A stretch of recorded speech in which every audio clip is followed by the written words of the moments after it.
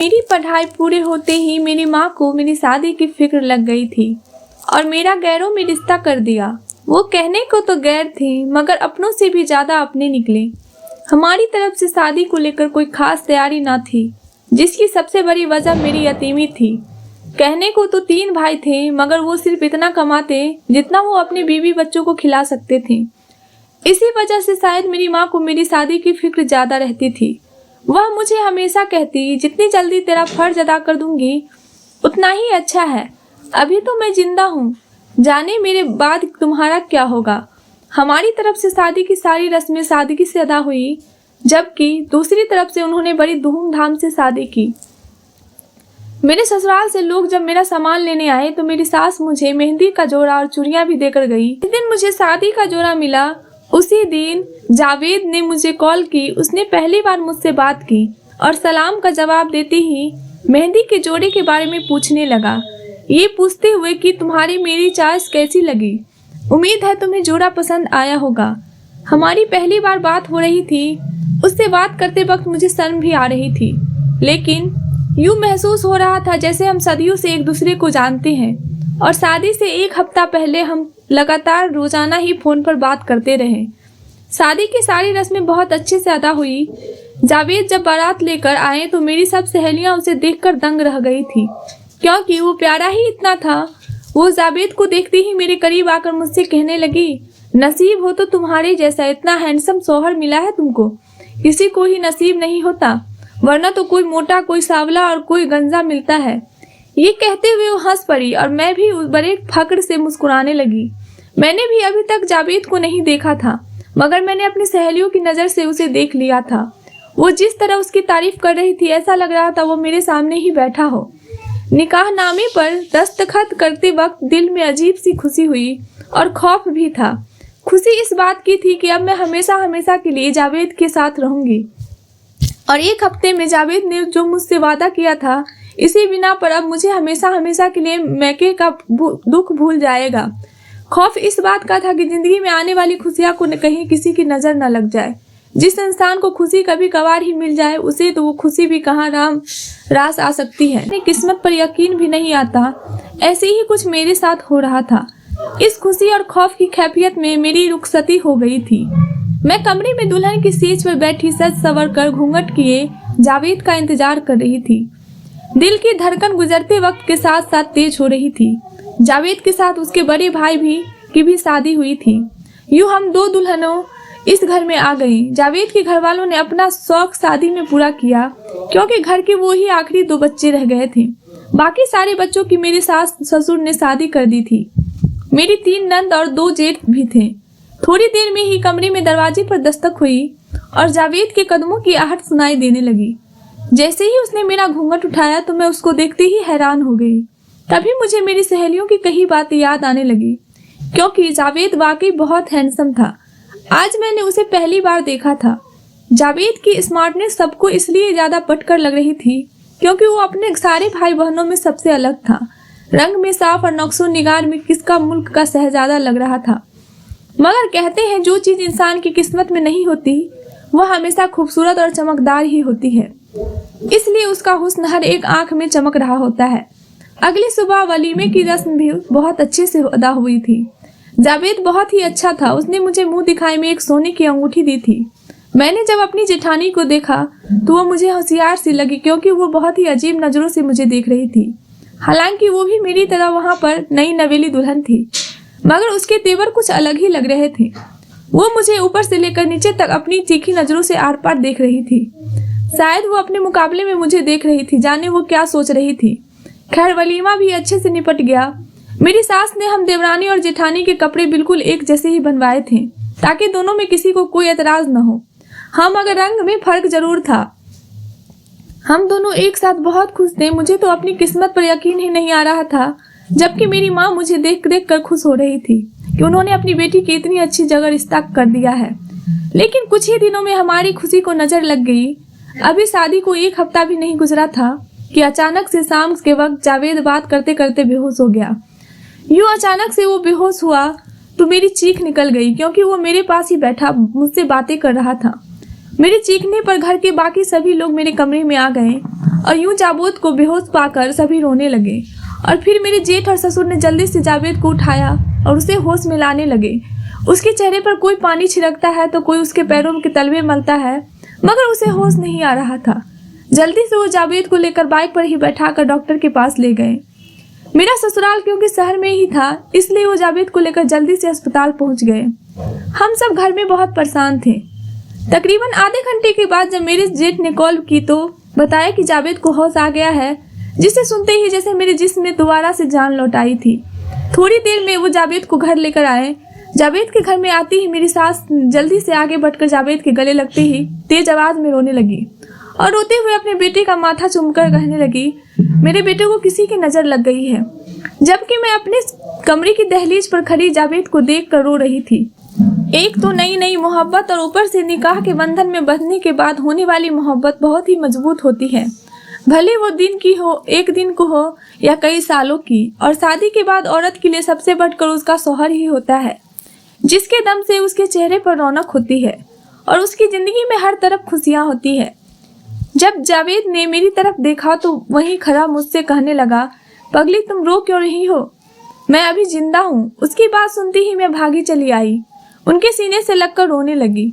मुझे यूं महसूस हो रहा था जैसे जावेद को कोई मुझसे छीनने की कोशिश कर रहा है। जावेद ने दवाई ली हुई थी, इसलिए वो रात को जल्दी सो गया, जबकि मैं सारी रात ठीक से सो नहीं पाई थी। बार बार उठकर जावेद की तरफ देखती थी, जावेद ठीक से सोया है या नहीं। सुबह उठते ही मैंने बड़ी बेचैनी से जावेद को उठाया, क्योंकि मैं नहीं चाहती थी कि वो ज़्यादा देर सोए। मैं उससे बातें करना चाहती थी। जाने मुझे क्यों लग रहा था जैसे मेरे पास वक्त बहुत कम है। जावेद के साथ बिताते हुए पल जाने क्यों इतनी तेजी से गुजर रहे थे। मेरी आवाज़ देने पर जावेद जाग गए और मुस्कुराते हुए मुझसे कहने लगे, मेरा यकीन करो मैं अभी जिंदा हूँ। ये लफ्ज़ सुनते ही मैं उसके लबों पर अपना हाथ रखते हुए उससे कहने लगी, जावेद आपको अल्लाह की कसम, आइंदा से ऐसी कोई बात मत करना, चाहे वो मजाक में ही क्यों ना हो। जानते हैं मेरी जान आप में बसती है, अगर आपको कुछ हो गया तो मैं मर जाऊंगी। जावेद मुस्कुराकर मुझसे कहने लगे, मेरे तुम्हारे दुश्मन, तुम तो मेरी भोली भाली से प्यारी सी बीबी हो। उस दिन मैं एक पल के लिए भी जावेद से अलग नहीं हो पाई थी। हालांकि उस दिन जावेद बिल्कुल ठीक थे, मगर मेरा दिल बहुत बेचैन था। रात को सोने से पहले जावेद ने मुझसे कहा, मेरे सर में बहुत दर्द हो रहा है। फिर मैंने जावेद से पूछा, आपको इस तरह का दर्द पहले भी होता था? परसों आपको क्या हो गया था, अचानक से आप बेहोश क्यों हो गए थे? मेरे सवालात पर जावेद ने सिर्फ एक ही जवाब दिया, और वो जवाब ये था कि मुझे कभी भी ऐसा नहीं हुआ है।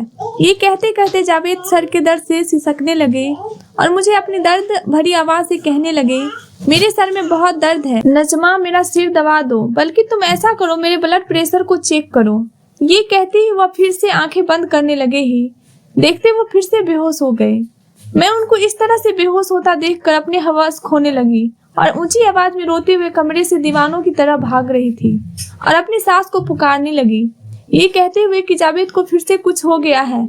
मेरे शोर मचाने पर फिर से घर वालों इकट्ठे हो गए। जावेद आज भी उसी हालत में ही था। इस बार जावेद को वो बड़े अस्पताल में लेकर गए। मैंने बहुत कहा कि मैं अभी जावेद के साथ ही जाऊंगी, मगर किसी ने भी मेरी बात न सुनी। मेरी सास मुझसे कहने लगी, तुम्हारा डोला वो कहाँ है, लेकर आ जाएंगे, रात का वक्त है और वैसे भी ये मर्दों का काम है। मेरी सास ने उस रोज मुझे बहुत ही बुरी तरह से झटका था। मैं तो पहले ही जावेद की हालत को देखकर बहुत टूट गई थी। सास की इस हरकत से कहने पर मैं अपने कमरे में वापस आ गई। सर तकिए पर रखे आंसू बहाने लगी। मैंने अपनी माँ को जावेद की हालत के बारे में कुछ भी नहीं बताया था, क्योंकि मेरी माँ पहले ही गमों की मारी थी। वो तो शुरू से ही मुझे देखकर ये कहती थी कि अल्लाह तुम्हारी किस्मत मेरी जैसी ना लिखे। मेरी माँ जवानी में ही बेवा हो गई थी। थोड़ी देर में ही फिर से जेठ का फोन आया और उन्होंने बताया जावेद होश में आ चुका है, मगर इस बार डॉक्टर ने जावेद के टेस्ट लिख कर दिए। डॉक्टर ने कहा कि जावेद के तमाम टेस्ट जल्द से ही जल्द करवाएं, इसलिए हमें आने में देर हो जाएगी। मुझे जावेद के लिए मैं बहुत फिक्र हो रही थी। मैंने परेशान होते हुए अपनी अम्मी को कॉल कर ली, ये सोचते हुए अब जावेद की तबीयत ठीक नहीं लग रही है, इसलिए अम्मी को बताना भी जरूरी है। फिर ससुराल वाले कहेंगे कि ऐसे मौके पे कोई भी जावेद की खैरियत मालूम करने के लिए नहीं आया। यही सोचते हुए जब मैंने अपनी मम्मी को कॉल किया तो मेरी माँ मेरी बात सुनते ही रोने लगी। ये कहते हुए कि अल्लाह तुम्हारी किस्मत मेरी जैसी ना लिखे। रात के तकरीबन 11 बज रहे थे। जावेद को लेकर मेरे जेठ और ससुर घर आए तो वो परेशान थे। मैंने बहुत बेचैन होते हुए जब उनसे रिपोर्ट के बारे में पूछा तो वो कहने लगे रिपोर्ट 1-2 दिन में मिलेगी, मगर डॉक्टर ने कहा कि खतरे की बात है। ये सुनते ही मेरी नई नवेली जेठानी मुंह बनाते हुए मेरी सास की तरफ देखते हुए कहने लगी, कुछ लोगों के कदम बहुत ही मनहूस होते हैं, इनकी वजह से दूसरों की भी किस्मत में वाली खुशियां रुख मोड़ लेती है। शायद उसका दिल बहुत जला है इस वजह से, क्योंकि उसकी अभी नई नई शादी हुई थी और कभी अरमान थे जैसे हर नई नवेली दुल्हन के अरमान होते हैं। अरमान तो मेरे भी थे, मगर अल्लाह की लिखी कौन मिटा सकता है। अगले ही दिन मेरी माँ आ गई। वो जावेद को देखकर रोती रही और बातों ही बातों में मेरी सास ने मेरी माँ को मेरे हवाले से मनहूस करते हुए बहुत बातें सुनाई। यूँ मेरी माँ उनकी बातें सुनकर बोझल दिल लिए वहाँ से चली गई। वो 1-2 दिन मैंने बहुत मुश्किल से गुजारा और हर वक्त अल्लाह से दुआएं करती रही कि जावेद की रिपोर्ट बिल्कुल ठीक आ जाए। रिपोर्ट के आते ही सब घर वालों पर जैसे आसमान गिर पड़ा। रिपोर्ट्स के मुताबिक जावेद को ब्रेन ट्यूमर था। मैं रिपोर्ट्स को पढ़ते ही अपने आप को जावेद की बीमारी की जिम्मेदारी समझने लगी थी, क्योंकि शादी से पहले जावेद बिल्कुल ठीक था और एकदम से जावेद को ब्रेन ट्यूमर हो गया, वो भी 3rd स्टेज में था। जावेद की हालत दिन ब दिन बिगड़ती जा रही थी। यूं तो घर वालों ने उसे एक से एक बढ़कर डॉक्टर को दिखाया, मगर हर बार नाउम्मीद होकर लौट आते थे। फिर एक डॉक्टर ने थोड़ी उम्मीद दिखाई। उसने कहा कि ऑपरेशन के बाद उसका ट्यूमर निकाल दिया जाएगा, मगर इस ऑपरेशन के नतीजे में हो सकता है कि जावेद की आंखों की रोशनी चली जाए, यादाश्त में भी मसला हो सकता है। इसके अलावा जिस्म के किसी भी हिस्से पर असर हो सकता है, क्योंकि ये दिमाग का मसला है और ऑपरेशन करने वक्त कोई भी मसला पेश आ सकता है। कहने का मकसद ये है कि ऑपरेशन बेहद नाजुक और बड़ा ही है, मगर ऑपरेशन के अलावा हमारे पास कोई और चारा भी नहीं है। यूं ही जावेद को डॉक्टर के पास लेकर फिरते फिरते 2 महीने गुजर गए। जिस दिन जावेद का ऑपरेशन था उस दिन मेरी तबीयत बहुत ही खराब लग रही थी। मुझे कुछ भी अच्छा नहीं लग रहा था। मेरे सर में बहुत दर्द था और थकावट भी महसूस हो रही थी। पहले मैं समझी शायद ये टेंशन लेने की वजह से हो रही है, मगर उसी शाम मुझे उल्टियाँ आने लगी और मुझे शक हुआ कि शायद मैं उम्मीद से हूँ। अब हालत ऐसे ही थे, मैं किसी डॉक्टर को भी नहीं दिखा सकती थी, इसलिए मैं खामोश रही। जावेद का ऑपरेशन कामयाब हो गया, मगर उसको होश नहीं आया था। जब उसको होश आया तो वो सही से बोल नहीं पा रहा था। डॉक्टर से पूछा तो डॉक्टर ने बताया आप खुशकिस्मत हैं, जावेद का ऑपरेशन ठीक हो गया है, मगर पूरी तरह से ठीक होने में इसको बहुत वक्त लगेगा। आप लोगों को सब्र में काम लेना होगा। 1 हफ्ते तक जावेद अस्पताल में ही एडमिट रहा। जब उसकी कुछ तबीयत संभली तो उसको घर में लेकर आए। जिस दिन जावेद घर में आया, कमरे में मुझे अकेला पकड़ मेरा हाथ पकड़ते हुए मुझसे कहने लगा, मुझे माफ कर दो, मैं तुम्हें एक दिन भी खुश नहीं रख सका। मैंने तुमसे कितने वादे किए थे, मगर मैं अपना वादा नहीं निभा सका। ये कहते हुए उसकी आंखें नम हो गई थी। मुझे उसकी ये बात सुनकर बहुत रोना आ रहा था। फिर मैंने अपने आप को मजबूत किया, अगर मैं उसके सामने रो पड़ी तो वो हिम्मत हार बैठेगा, और वैसे भी वो इस हालत में है, उसे परेशान करना खतरनाक साबित हो सकता है। मैं मुस्कुराते हुए जावेद को दिलासा देने लगी। मेरी माँ और मेरे भाई जब जावेद का पता लेने आए, जाने मेरी सास को क्या हो गया, वो मेरी मम्मी से कहने लगी, आप अपनी बेटी को समझाती क्यों नहीं है। अब उन्होंने ऐसा कहा तो मैं उनकी बात समझ नहीं पाई थी। उन्होंने इस कदर सख्त लफ्जे में कहा था कि मेरी अम्मी वापस पलटकर कोई जवाब न दे सकी और न ही पूछ पाई। मेरी सास मेरी माँ को अपना फैसला सुनाकर वहां से चली गई, जबकि मैं ये सुनते ही बहुत हैरान हुई। मैं जावेद को इस हालत में कैसे छोड़कर जा सकती थी, मगर ये बात मेरे भाई ने भी सुन ली थी। वो गुस्से में आया और जबरदस्ती मुझे वहां से लेकर चला गया। उन्होंने मुझे जावेद से एक बार भी बात नहीं करने दी। मायके में आकर भला मुझे कहाँ चैन आने वाला था। मैंने कई बार जावेद को कॉल की, मगर जावेद ने कॉल अटेंड नहीं की। वो कॉल अटेंड कर भी नहीं सकता था, क्योंकि मोबाइल डॉक्टर ने सख्ती से मना किया था कि जावेद ज्यादा देर बात न करे, जाने उसे उन लोगों ने क्या कहा होगा। कुछ दिन मैंने बहुत मुश्किल से अपने मायके में गुजारा और फिर अपनी माँ से कहने लगी, आप भाई से कहें कि मुझे जावेद के पास छोड़ आए। मुझे ऐसा लग रहा था कि कुछ बहुत ही बुरा हो जाएगा। आप लोग ये सब कैसे कर सकते हैं, वो मेरा शौहर है, किसी को हक नहीं कि कोई मुझे उससे जुदा करे। मगर मेरी माँ मुझसे कहने लगी, तुम्हारी सास तुम्हें मनहूस समझ चुकी है और इसलिए तुम्हें इधर भेजा है ताकि वो अपने बेटे का इलाज करवा सके, और अगर तुम इस बीच चली गई और जावेद को कुछ भी हो गया तो तुम्हें जिंदा नहीं छोड़ेगी। और वैसे भी वो उनका बेटा है। सभी मेरे खिलाफ हो गए, यहाँ तक कि मेरी माँ भी मैंने मजबूर होते हुए देखा था। अपने ससुर का कॉल की 2 बार तो ससुर ने कॉल अटेंड नहीं की, मगर तीसरी बार कॉल करने पर उन्होंने कॉल उठाते ही कहा, अब तुम क्या चाहती हो, जावेद इस दुनिया में नहीं रहा। यह सुनते ही मुझे होश नहीं रहा। मुझे अपने कानों पर यकीन नहीं आ रहा था। मुझे तो कुछ समझ नहीं आ रहा था कि मैं उनसे क्या बोलूं और क्या पूछूं। सिर्फ अपने उनसे इतना बोला कि ये कैसे हुआ और कब हुआ, क्योंकि मुझे मम्मी के घर में आए हुए सिर्फ 2 हफ्ते हुए थे। उन्होंने मेरे सवाल को सुनने के बाद कॉल काट दी और इसके बाद उन्होंने कभी भी मेरा कॉल अटेंड नहीं किया। जबकि मैंने अपने घर में बताया तो सिर्फ अजीब सा मातम छा गया। ये ऐसा मातम था जो मुझसे ज़्यादा मेरे घर वालों ने मनाया। यानी अब वो सब मुझे मनहूस समझने लगे। मैंने बहुत मुश्किल से अपनी माँ को मनाया, अपनी ससुराल पहुंची, जबकि मेरे भाई इस बात पर भी सख्त नाराज थे। उन्होंने हमें बताना जरूरी नहीं समझा और तुम किस मुंह से उस घर में जाओगी। मेरे दिल में चैन नहीं आ रहा था। जब मैं अपने ससुराल वाले घर में पहुंची तो वहां पर ताला लगा हुआ था, क्योंकि मैं वहां पर नई नवेली दुल्हन बनकर गई थी, इसलिए किसी पड़ोसी के बारे में भी कुछ नहीं जानती थी। खैर मेरी माँ ने साथ लेकर पड़ोसी से पूछा कि मेरे ससुराल वाले किधर हैं, तो उन्होंने बोला कि ये तो घर छोड़कर चले गए। जब मेरी माँ ने जावेद के बारे में पूछा तो उन्होंने कहा, हमें उसके बारे में कुछ भी मालूम नहीं है। दूसरे पड़ोसी से पूछा तो उन्होंने कहा, हम तो 1 हफ्ता पहले ही किराए के मकान में आए हैं, तो वो हमें ना जाने जावेद के बारे में कुछ मालूम नहीं है और ना ही उनके घर वालों के बारे में। मेरी माँ मुझे कोसते हुए घर में वापस लेकर आई, यह कहते हुए कि वो तुमसे पीछा छुड़ाना चाहते थे और उन्होंने छुड़ा लिया और अब जावेद को इस दुनिया में नहीं रहा। तुम घर में बैठो और अपनी इद्दत पूरी करो। इद्दत क्या पूरी करनी थी, मेरी तबीयत दिन ब दिन और बिगड़ती गई।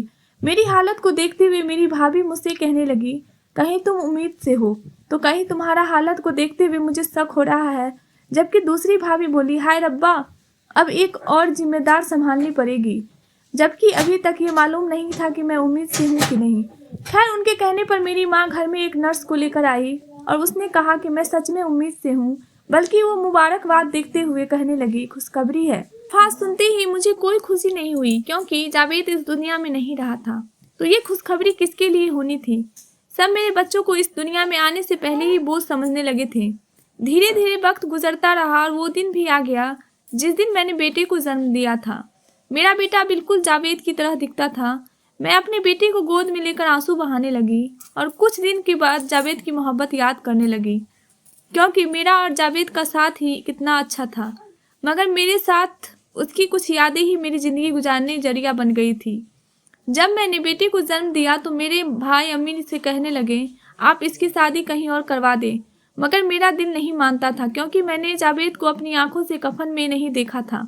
मुझे यकीन था कि जावेद जिंदा होगा। फिर दिल में ये भी सोचती कि अगर वो जिंदा है तो उसने कभी कॉल क्यों नहीं की, जबकि मेरा नंबर तो वही है। मैंने अपना फ़ोन नंबर नहीं बदला था और हमारे घर के बारे में भी उसे मालूम था। मेरी माँ ने भी मुझ पर बहुत जोर दिया कि दूसरी शादी कर लो। मेरी ज़िंदगी का कुछ नहीं मालूम। मैं अपनी माँ से कहने लगी, मैं किसी स्कूल में नौकरी कर लूँगी और अपने बेटे को पाल पोस लूँगी। मेरा बेटा मेरे पास है, मैं इसके सहारे ज़िंदगी गुजार लूँगी। धीरे धीरे वक्त गुजरता रहा और मैंने स्कूल में नौकरी शुरू कर दी। बेटी को भी साथ ही ले जाती थी, घर भी और उसको भी संभालना था। जिंदगी तो अब गुजारनी ही थी। दिन गुजर रहे थे, ऐसे में मेरे बड़े भाई का ट्रांसफ़र हो गया। उनका ट्रांसफ़र दूसरे शहर में हुआ। वो मुझसे कहने लगे, तुम भी हमारे साथ चलो। मैं भी उनके साथ हो गई थी, क्योंकि दोनों छोटे भाई मुझसे बिल्कुल भी नहीं पूछते थे, ये सोचते हुए कि बड़ा भाई है, कुछ तो ख्याल रखेगा। जबकि मेरी माँ वही पुराने घर में ही रहती थी। मैं अपने बड़े भाई के साथ नए शहर में आ गई। मेरी कौन सी सरकारी नौकरी थी, प्राइवेट स्कूल में तो पढ़ाती थी।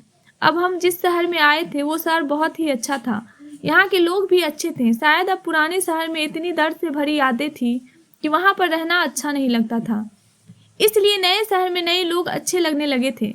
नए शहर में हालात भी कुछ बेहतर हो गए।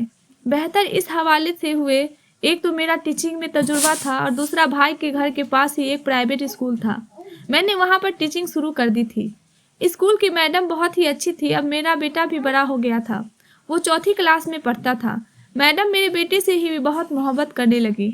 जब उन्होंने मेरी आवृत्ति सुनी तो वो मुझसे और भी ज़्यादा हमदर्दी करने लगी।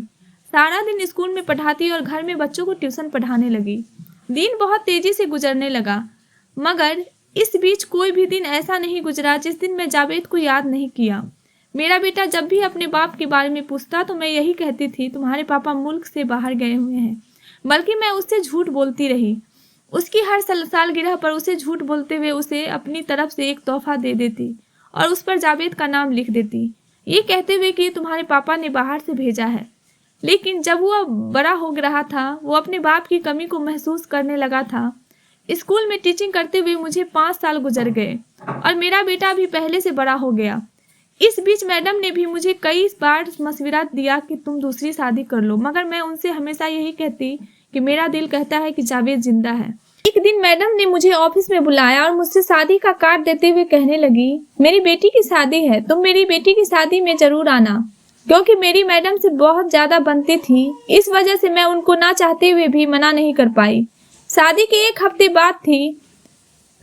मैं हमेशा की तरह बेबवी का लिबास पहने, उदास दिल लिए, झूठी मुस्कुराहट अपने चेहरे पर सजाए मैडम की बेटी की बारात में शामिल हो गई। जब बारात आई तो मैंने वहां पर उस इंसान को देखा जिसका सदियों से मुझे इंतजार था। मुझे अपनी आंखों पर यकीन नहीं हो रहा था, मगर वो बारातियों में खड़ा मुस्कुरा रहा था। जावेद मेरे सामने खड़ा था। अचानक से जब उसकी मुझ पर नजर पड़ी तो उसका चेहरा उतर गया, जबकि मैं वही सकते की हालत में खड़ी थी। मुझे अपनी धड़कन बंद होती हुई महसूस हुई। आज मेरा दिल जीत गया था, वो दिल जिसने हमेशा मुझे इस उम्मीद में जिंदा रखा कि जावेद जिंदा है। वो किसी मोड़ पर कभी न कभी मुझे जरूर मिलेगा, और आज वो मिल गया।